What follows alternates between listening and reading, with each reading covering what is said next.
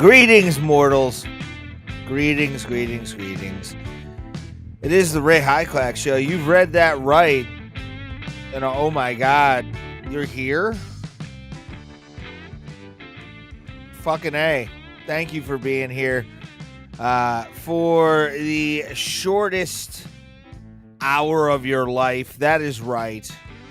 It's the Ray Hyclak Show, streaming across a bunch of fucking places. I don't know where. I don't know how.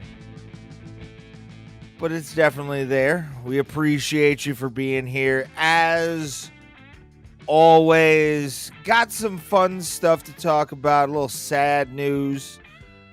Browns finally win. But did they really? Here's the opinion. They did not. Anyway, we are here live across a bunch of places, including the Abraham Drinkin Network. Thank them for letting me do this drunkenly every single Sunday night, 7 p.m. Eastern Standard Time, right here on the internet. It's just the internet. I don't really give platform names because there's so many I can stream to now. So why the hell would I? So this show, if you like it, please heart it. Do all the things. Do all the social media things that you have to do.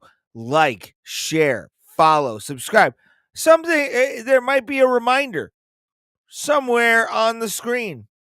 You never know, brothers and sisters, because we are inclusive here. Haller and something. I don't know, guys. I've been drinking since I got home. Had a piss. What was that? That was something. Oh, that was my mouse. Ah, fuck. Well, first part of the show. There we are. Quick. I didn't have to do anything for it. We are here. This is it's the Ray Hyclak Show. I'm gonna fix that. I don't like that.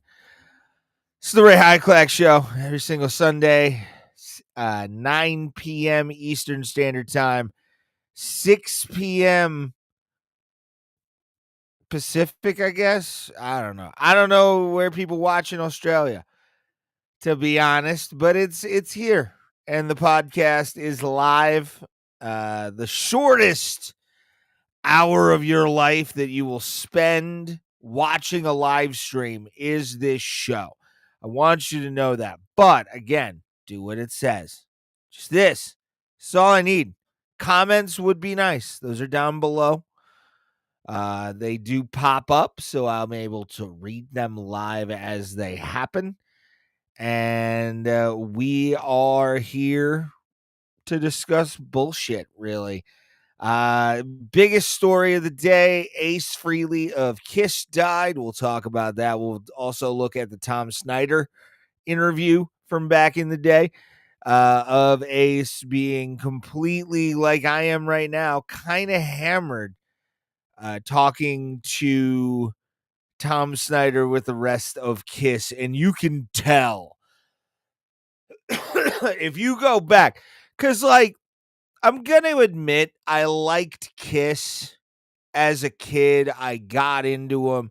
They fit the pro wrestling motif. Shit. At one point, there was a wrestler named the Kiss Demon in WCW World Championship Wrestling. He never really went anywhere. I think he wrestles every once in a while if the payday's right, to be the Kiss Demon again, which is cool. I would hope Gene would at least let him use the gimmick to make a little bit of cash, 10% off of it. Why not?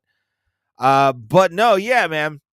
Ace Frehley, one of the craziest guitar players ever caught on film. I need to adjust. I don't know why. Everything just sounds maybe if I just maybe I'm deaf. I don't know.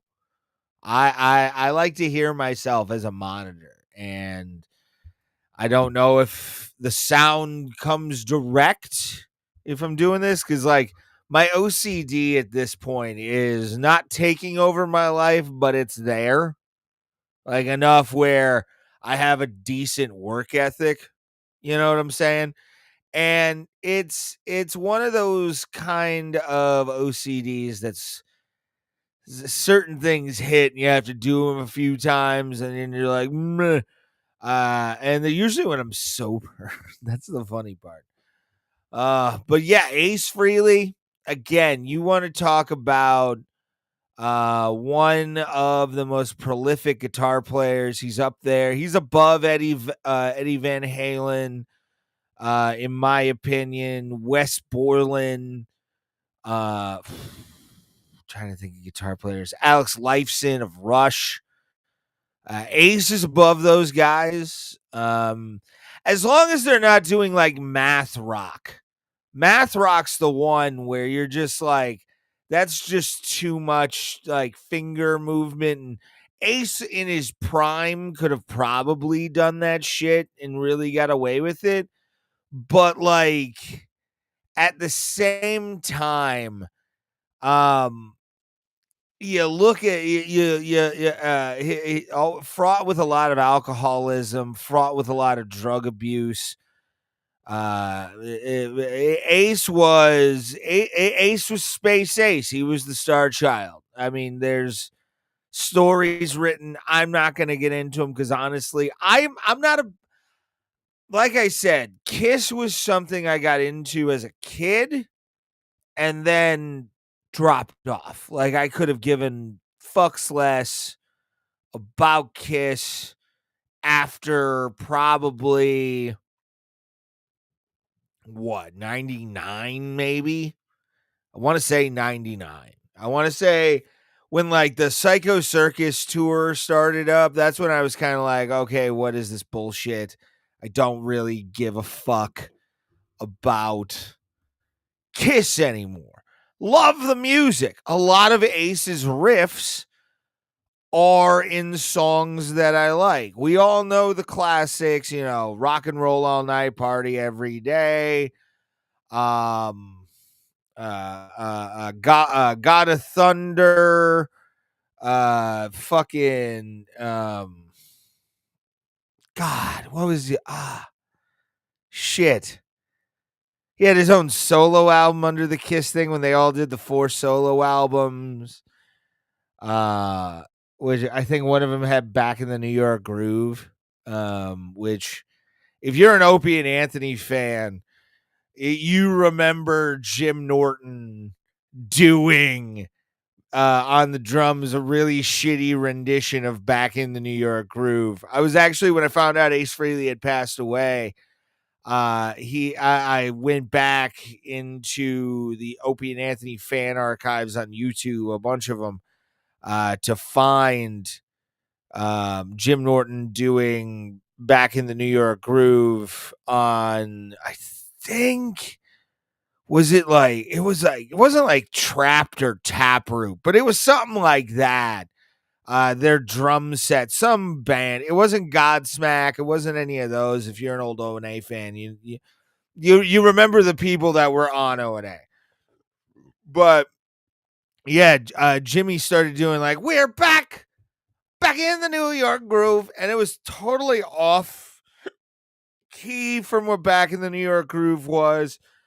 Completely devoid of any of what it was, but it was Jim Norton. But when you were a child and you heard Back in the New York Groove, you were like, okay, I need to listen to this.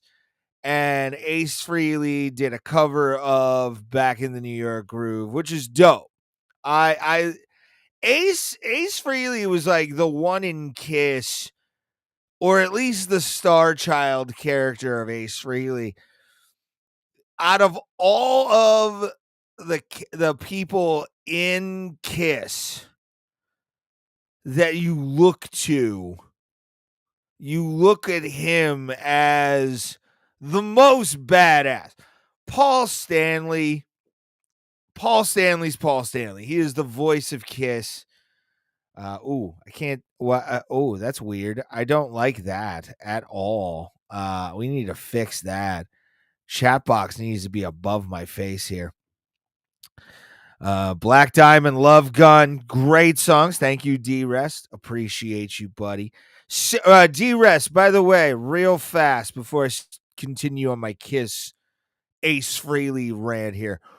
On X or something, send me those songs, because for some reason Discord deletes video links. I don't know why, or I have a weird setting I'd have to go fix, but send me those things so I can get your music on the show. I do need that, but D-Rest, do that for me. But yeah, it's Ace Frehley. Outside of, like I said earlier, of all the characters of Kiss, I sort of gravitated to the Star Child character a lot more than somebody would have on like Gene Simmons or Paul Stanley. And we all remember the classic Family Guy line of Peter Griffin, no X, no Facebook. I don't belong to any platforms at all. Okay, well, I'm gonna have to, send me those in Discord, and I'll save them for myself. So yeah, but send me those in Discord, buddy. Love you, thank you. And the characters of, like, the demon or the cat, and nobody wanted to be Peter Criss. Like, even Peter Griffin said it best. Not even Peter Criss wanted to be Peter Criss in Kiss. And Ace, you always kind of heard, was the in and out of trouble guy. Obviously the alcoholism for a while. Again, and we'll show it here in a couple seconds. The Tom Snyder interview, where he is not me level, but kind of a little bit worse. You can definitely tell if you've been around alcoholics enough, and maybe are one and can kind of look at the signs, if you're, able to look in on yourself a little bit more, which I hope you do, because that kind of stuff works. And as I'm drinking right now, I can luckily say psychedelics help me to see the problems in my life, and then me go, I'll keep some of them. But Ace Frehley, some of the amazing guitar riffs that you would hear were from him in that band, bar none. The other guys that had replaced him, the younger guys, Ace or nothing, in my opinion. For if you're gonna listen to definitive Kiss, it's the early years of Kiss, when they were rocking the world, and Gene Simmons was fucking 3 to 4 maids every day kind of thing. And, Ace was probably, taking acid in his room with Peter Criss. And it was, a good time. I kind of do want to show, I do want to show this. This is what happens when I drink, sadly. Of this Tom Snyder interview back in the day. D-Rest might remember this, believe it or not. He's old enough to remember Tom Snyder. Look at Ace already. Like, I have to kind of fit this, or just, you know what? I'm going to remove that. There we are. I wish I could fix this. Maybe. Yeah, this might work. All right. So this is a famous interview from Tom Snyder of Kiss. You can see Ace's already kind of got that like drunk face. Even through the makeup, you can tell. I've been there multiple times in my life, many comedy shows in my life, and many comedy shows. Like it's in the 11 years of doing stand-up comedy, the more drunk I was, the funnier I thought I was. And Ace right here is fucked. But let's check this out. Because both Chris and Ace are pretty fucked up in this. And I'll start with you, Ace. Well, that means a cucumber. I think this outfit is self-explanatory. And that was the most drunk laugh. Let's go back real quick. And again, I've said it. Ace Frehley is one of the greatest guitar players of all time. I'm not shitting on the legacy of the man. I am giving him his due. But he was also a very fun man. Like, if you watch his interviews, he liked to have fun, throw jokes around. I would watch an Ace Frehley interview on like CD 101 back in the day on DirecTV. They had like a live performance thing with, I think, the Guitar Center sessions. I don't know if they still exist. But you would get these musicians. Ace would be on there, or that metal show. He was always like a guest I looked forward to on that metal show with Don Jameson, Eddie Trunk, and my boy Jim Florentine. Gonna be or was at the Funny Stop this past weekend. Love Jim to death. But let's continue more with the drunken interview of Kiss on Tom Snyder. That means a cucumber. I think this outfit is self-explanatory. And, I have my cape in. But you're kind of like a spaceman, huh? No, actually, I'm a plumber. On the side. Listen, I got a little piece. Hold on. Let's go back a second. On the side. Look at, well, one, I love Paul Stanley. Like, just, I'm Paul Stanley and I'm smoking a cigarette.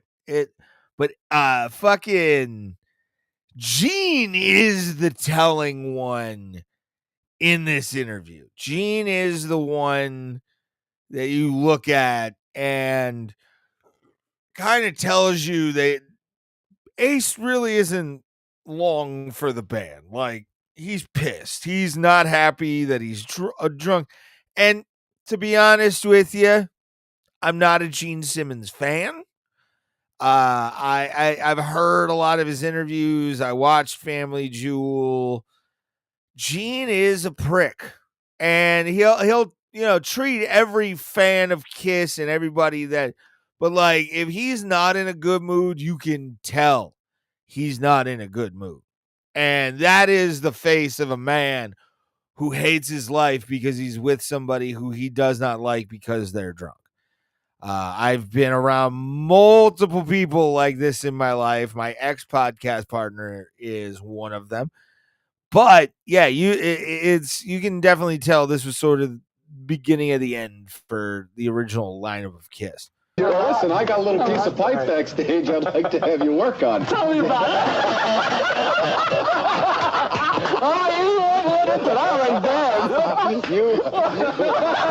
Oh my God. I gotta go back here. Stage I'd like to have you work on. Tell me about it.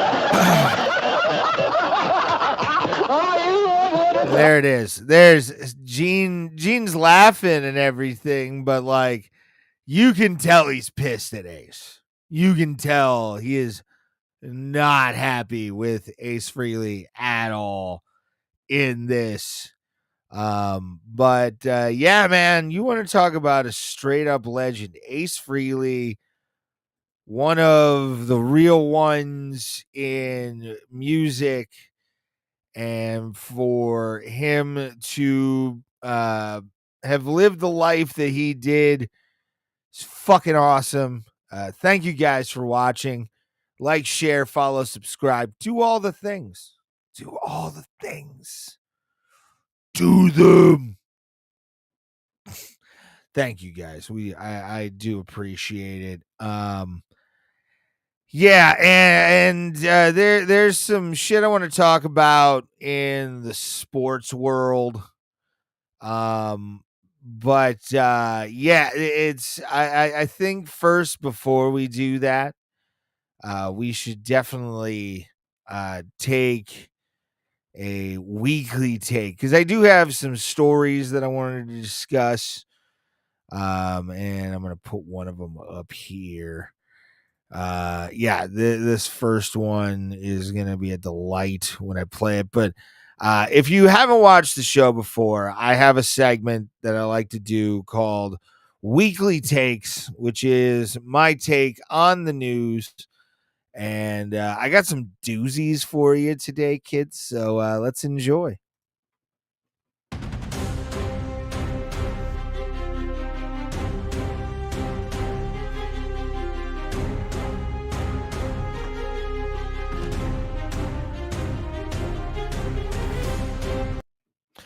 Weekly Takes, my news feed for you so you don't have to search. This is a rare segment. Last couple weeks been kind of filled, able to talk about some stuff. But I have some news stories that came across my transom in the last couple weeks.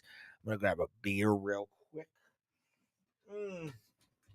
And got some one of my beers dropped. No, don't you hate it when your beers drop?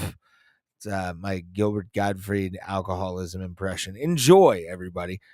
Like, share, follow, subscribe, do all the things. QR code takes you to my Patreon if you enjoy that, you sexy bitches. But this first story that I have for you guys, when I saw it, I it says Toledo, but when I saw it, I didn't expect it to be Toledo. And I need for my neck here, I'm gonna bring that up just a smidge so I can be comfortable.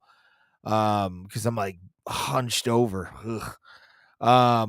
But yeah, so warrant issued for a woman accused of cutting man's testicles during a break-in. And this is according to 19 Action News in Cleveland, even though this took place in Toledo. This is a woman who is that's the face of a woman who enjoys exactly what she did to this guy. And I kind of get where she's coming from, but like, it's this warrant was issued for this was I think last Tuesday. Yeah, this was October 9th.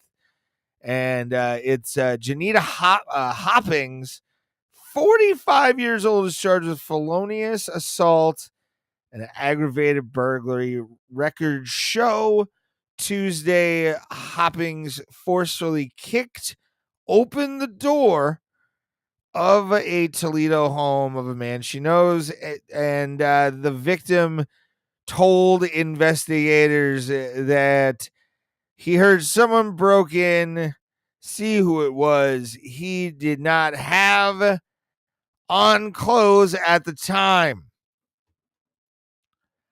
I'm going to be honest. Dude was cheating. There's no possible way, coming from a man who has cheated in his life, there's no possible way that she kicked in your door. She was seeing this motherfucker, and then homeboy decided to bring some chick over fucker, and Janita found out and got this smile on her face because she finally got the confirmation of the guy cheating. So she decided to take his balls. That's what this is. Pure and simple. I'm going to fix something. Something's bothering me here. There we are. Maybe, no, just a little bit. Okay. I'm fine with that. But there hasn't been anything, but like, I love the fact he didn't have clothes on at the time. Red flag number one. That's red flag number one. If you don't have clothes on and a woman attacks you, you're either she's having a psychotic break. I'm going to say one in this country, population wise, 1 in a million chance that's happening. 1 in a million. I'll be very conservative on the high end. Low end, it's probably like 1 in 250,000. Say 250,000 on the low end are going to want to be that violent. Okay? This dude just cheated. Like, you see this whole thing and you know she cut his fucking balls because he cheated. No woman, ask any woman, men, when you watch this tonight, if you have a girlfriend, my audience, I'm not quite sure, but like, you never know. One of us, I have one, surprisingly. I understand. You look at a stud like me and you think, how did I pull it? Sheer personality. Nothing else. Looks. Look at me. Ugh. Body. Ugh. I have a patch on my chest of psoriasis that looks like something that would start a prophecy. Okay? No. Personality has gotten me laid my entire life. This guy, again, wasn't wearing clothes. Affidavit alleges Hoppings assaulted the man by cutting his sack with an unknown instrument. Who knows? Causing it to be clearly exposed as a result. I can't.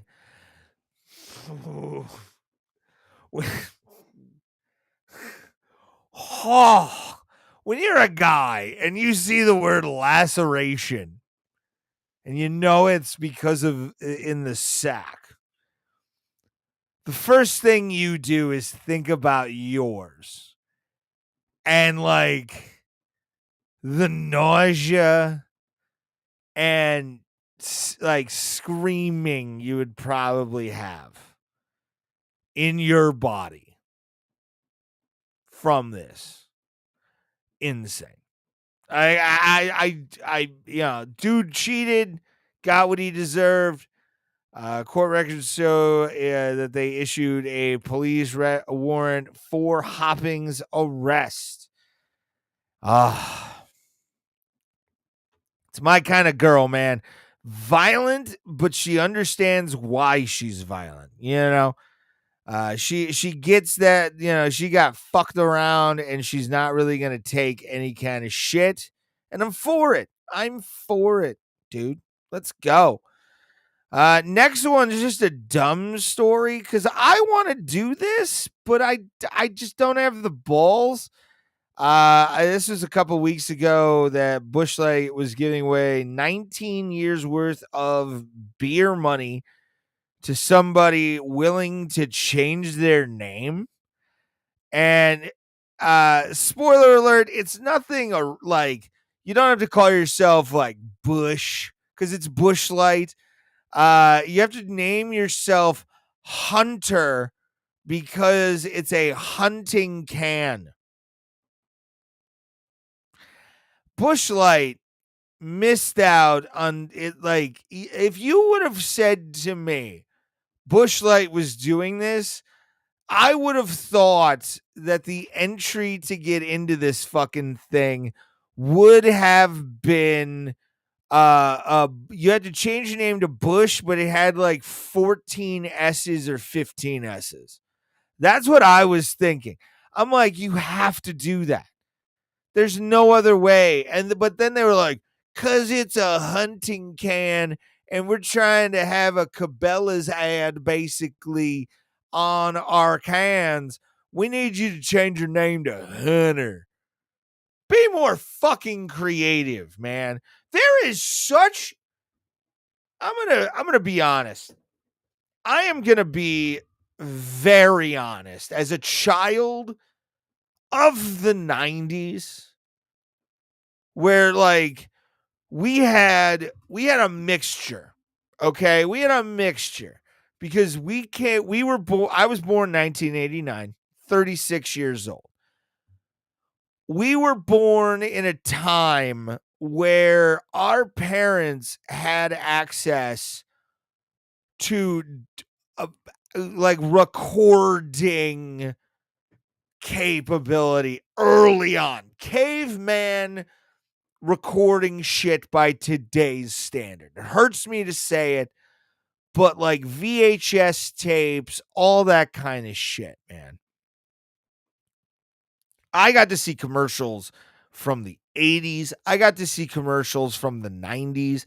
I got to see commercials. Now, thanks to YouTube, you see commercials from the 70s and how cool they were, 60s, and how like wild and wacky some of the shit was. You could tell like Jim Henson's coffee ads. We'll play that on the show sometime. But like those advertisements made you want to do something. Like made you any millennial. I'm going to give you a fucking what's up, Roberto? Good to see you, baby. I see you down in the chat. I'm going to give you a challenge. If you can't visualize the Crossfire board game commercial, if you cannot visualize the Eat at Joe's failed board game advertisement, and you do not remember Karate Fighters, we don't need to talk. Those are the greatest ads of all time. I will next week. We'll do a whole thing of no. You know what? Fuck it. Let's do it right now. I already showed the Tom Snyder shit. Let's show these commercials, and I'm gonna show you the most effective ads for absolute bullshit you'll ever see in your life. Karate Fighters commercial. Found it because I've searched it multiple times. Electronic Karate Fighters. These are the OG ones though, so we'll play this. Let's share this tab instead. Boom. There's a place where only the strongest dare compete. Who are they? Karate Fighters. You control the action. Dragon Kick versus the Red Ninja. Thunderfoot versus Skull Crusher.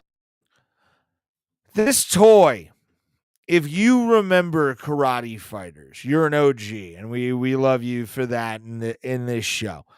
If you remember Karate Fighters from when you were a kid, they were basically just like the new Rock'em Sock'em robots. That's what they were. But like one leg moved, the other leg was like stuck to a fucking post. And when you moved like a thing, I was born in 85. You remember this though, Hearns. Like you understand the amount of people and children that wanted this. That reminded me of Pit Fighter. That's what this was kind of based off of. This toy, I had Karate Fighters. WWE advertised karate fighters, and my father bought them for me because I begged him. I wanted karate fighters. This ad is one of the most successful bullshit toy ads of all time. We'll get to what these fucking things look like in the ad. Let's watch this. This is Milton Bradley, by the way. You control every punch, every kick. No. Hold on. I need to. Let's go back. You control every punch. This was the apparati that these karate fighters. I had this one. I think I was like 7 when I finally got Karate Fighters. I think I was too young because Karate Fighters came out in 95, I want to say. But like, look at the primitive by today's standard toy. There it is. Look at these 2 platforms. That's what these were. Hold on, I'm gonna take it over to a bigger window here. And I gotta fix that. I don't like this at all, kids. Oh no. Oh, this messes up my whole scenery. No, I have to like get rid of this chat. That sucks. Fix this. All right, boom.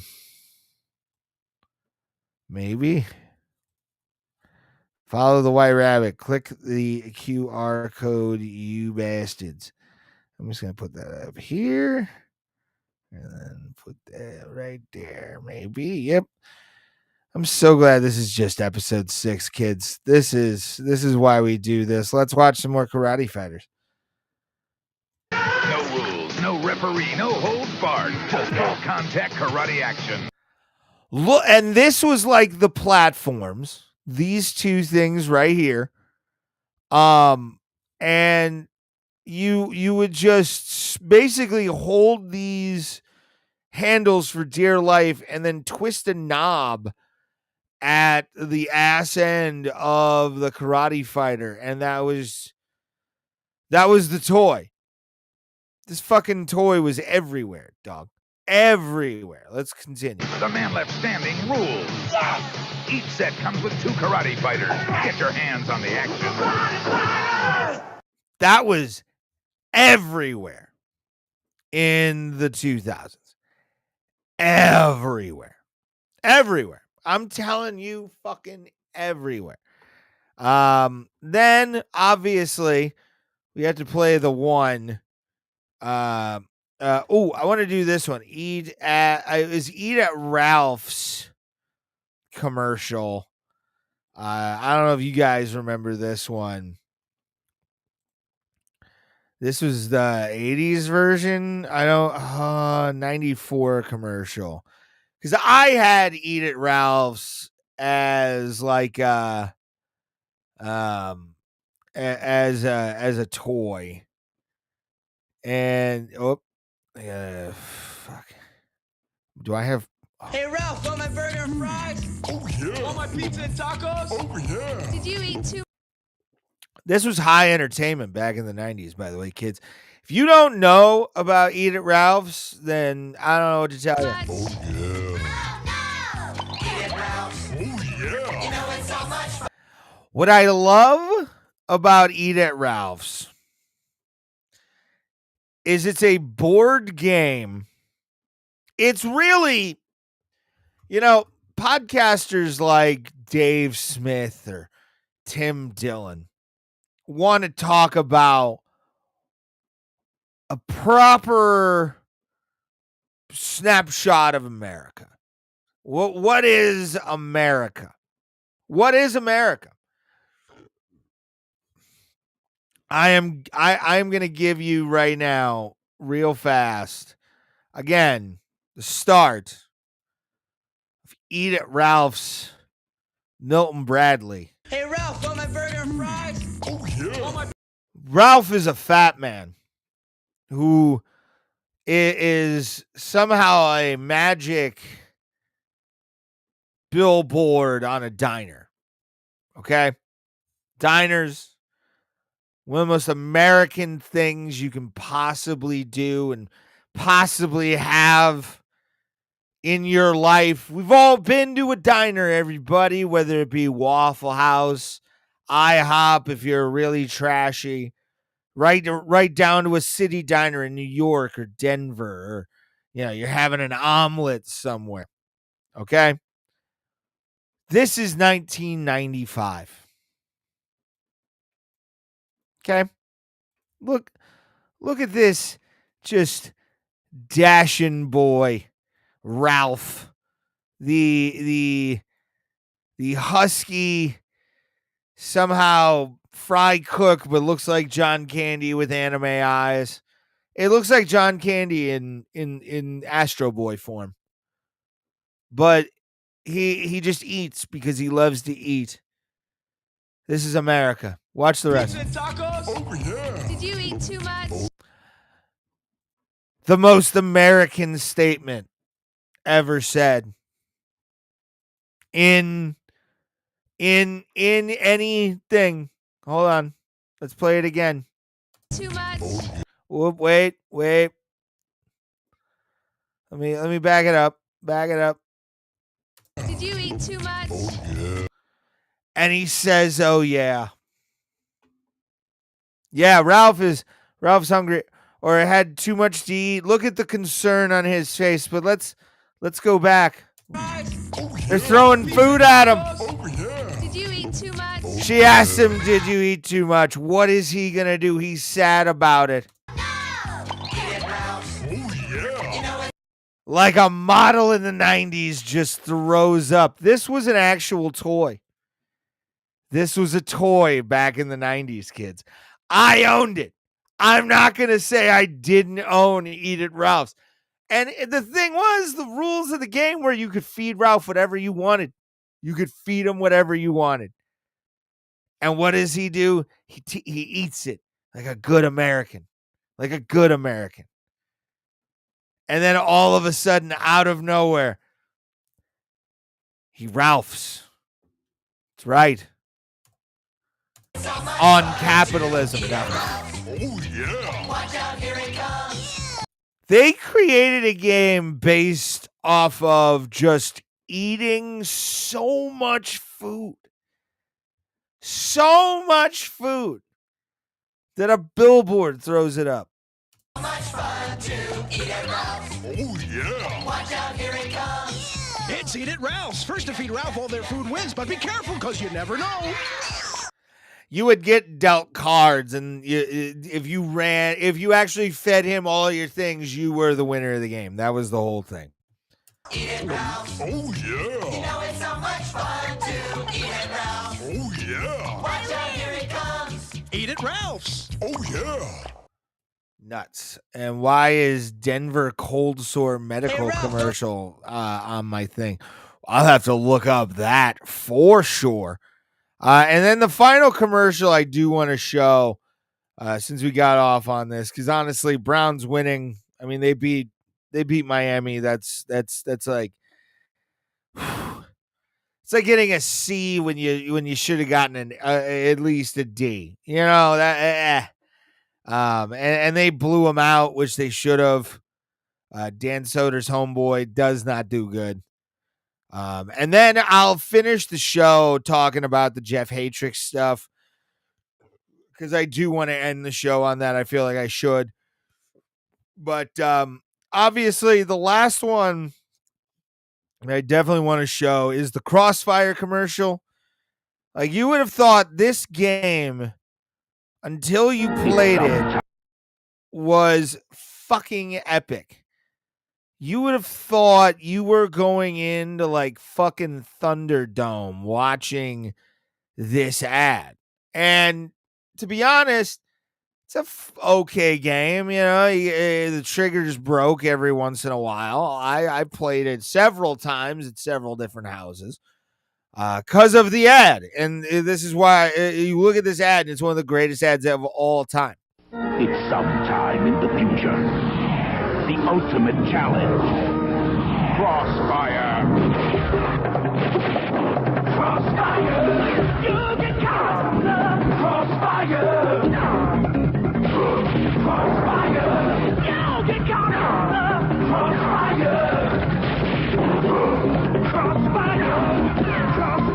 You look at this and it's just you're fantastical. I mean, they're flying in on fucking look at this kid. He's flying in on one of the pieces.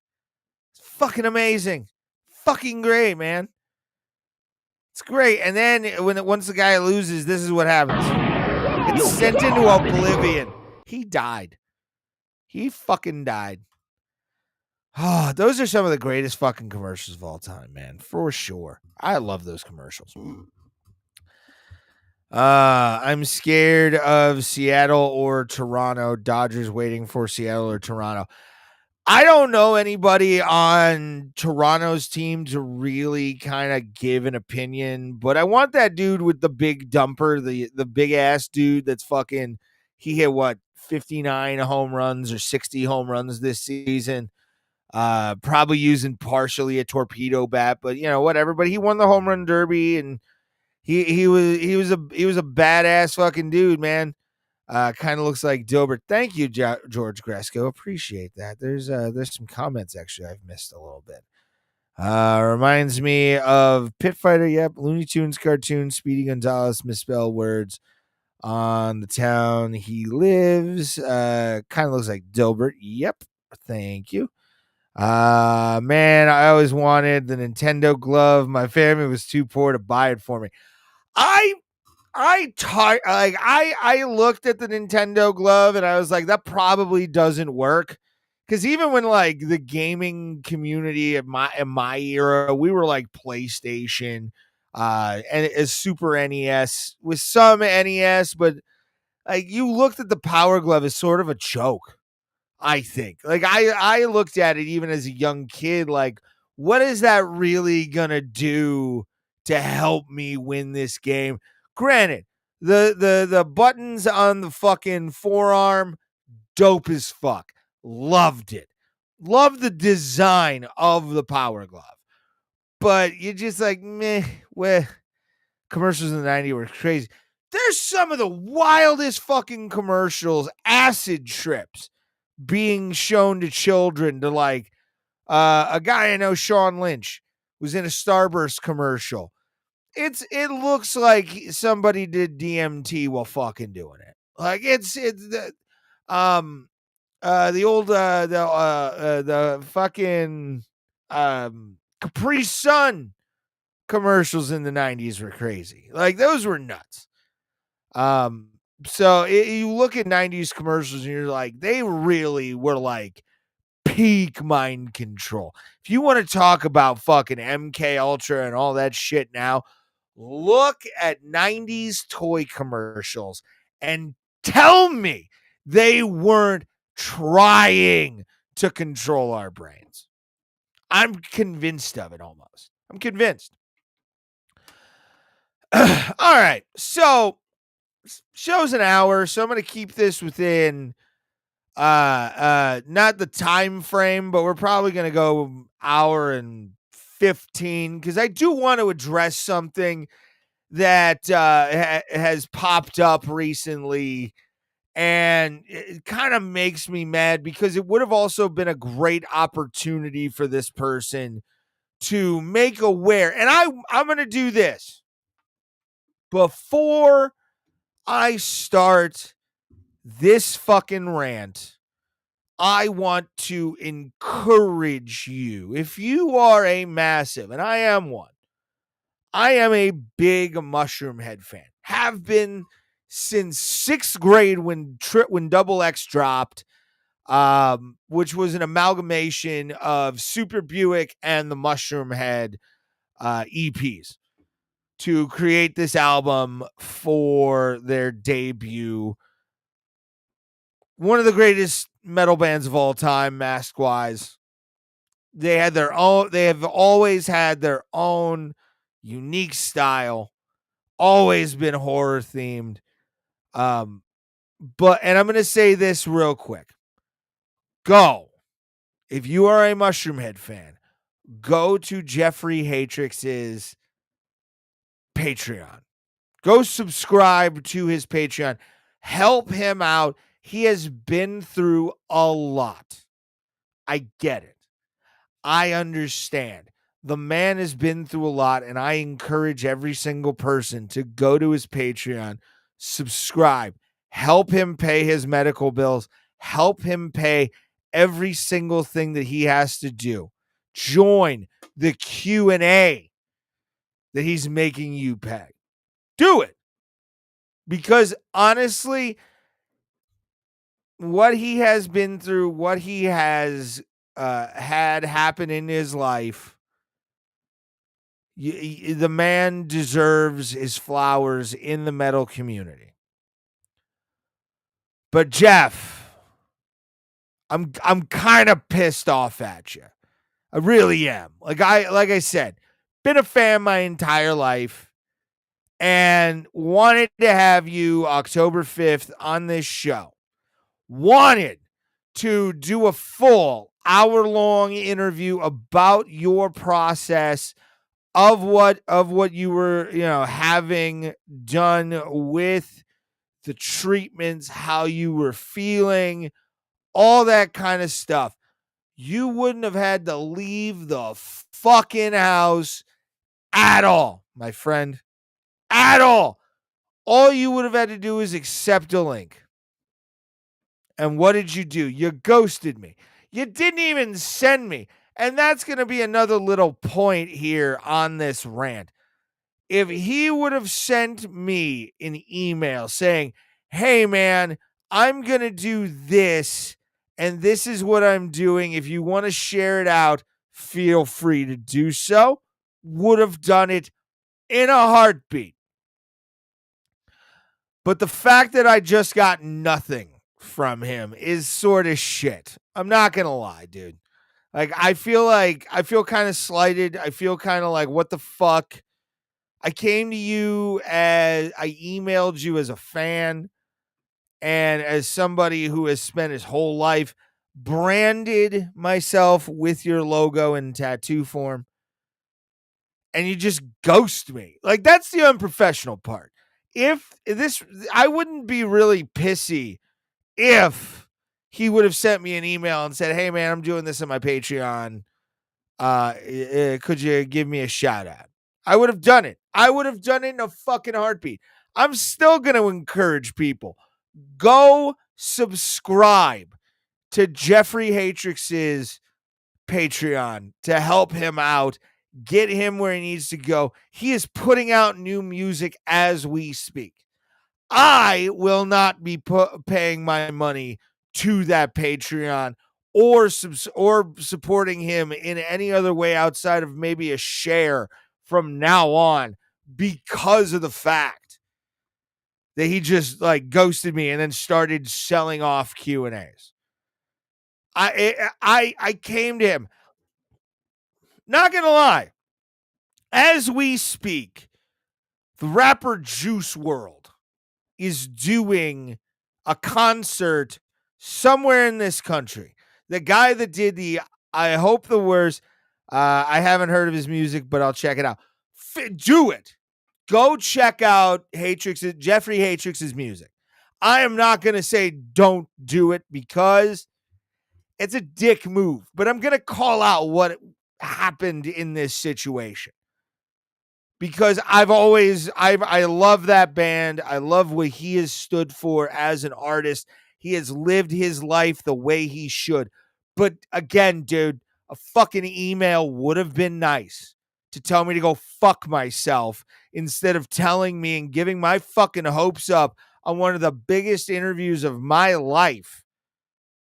One of the biggest interviews of my life that I was looking forward to. I'm going to tell you, man.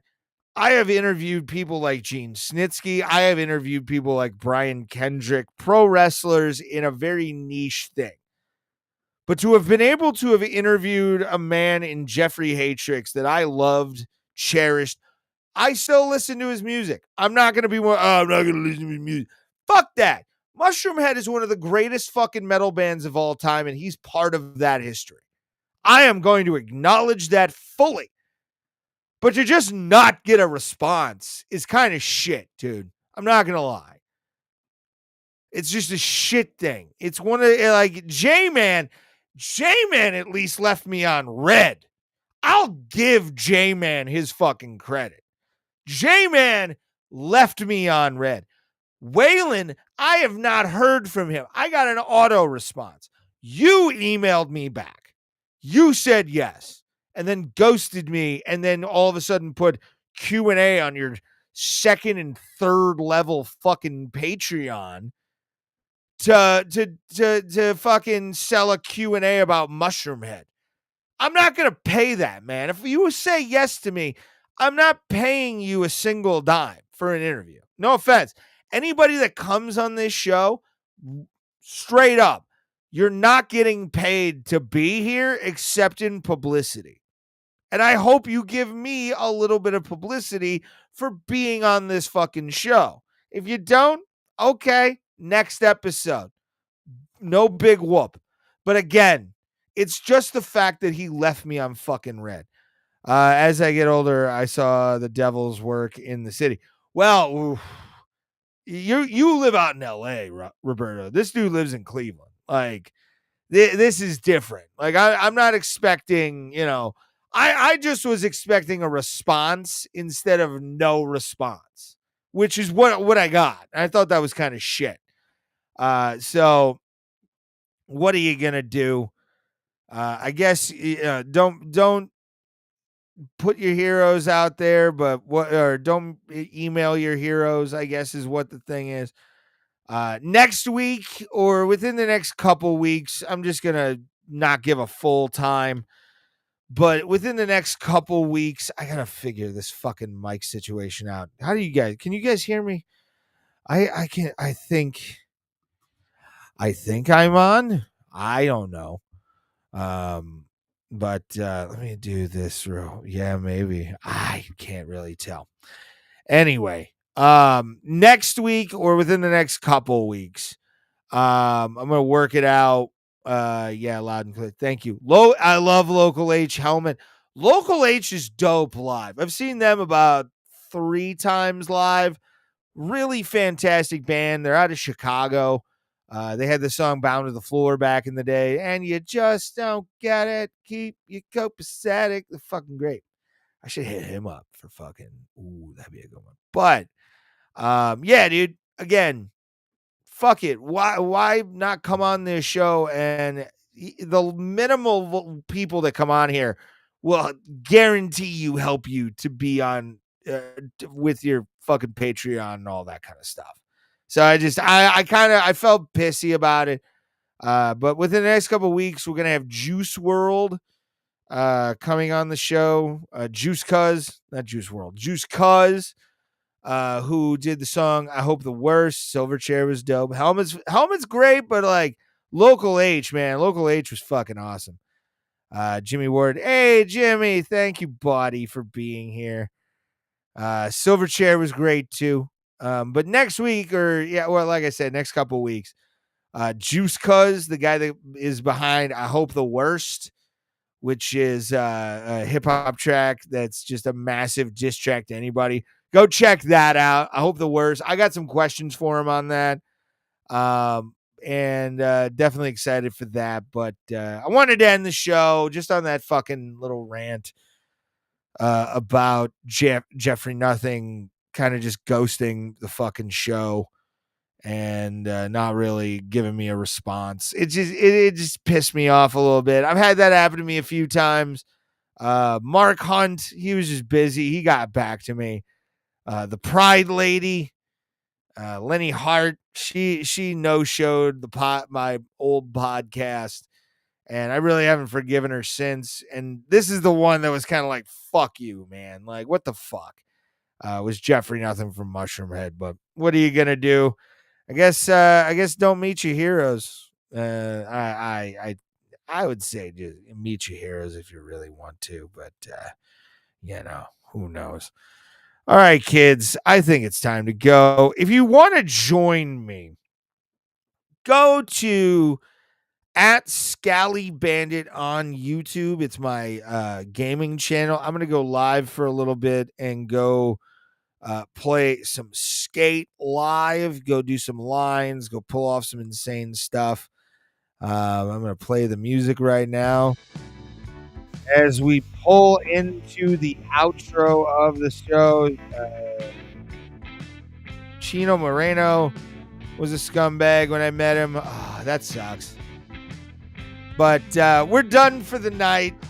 Appreciate it. Yeah, I know what you're talking about. That sucks. But appreciate all of you for being here. You're sexy as shit. And we are here every single Sunday at 9 p.m. Eastern Standard Time.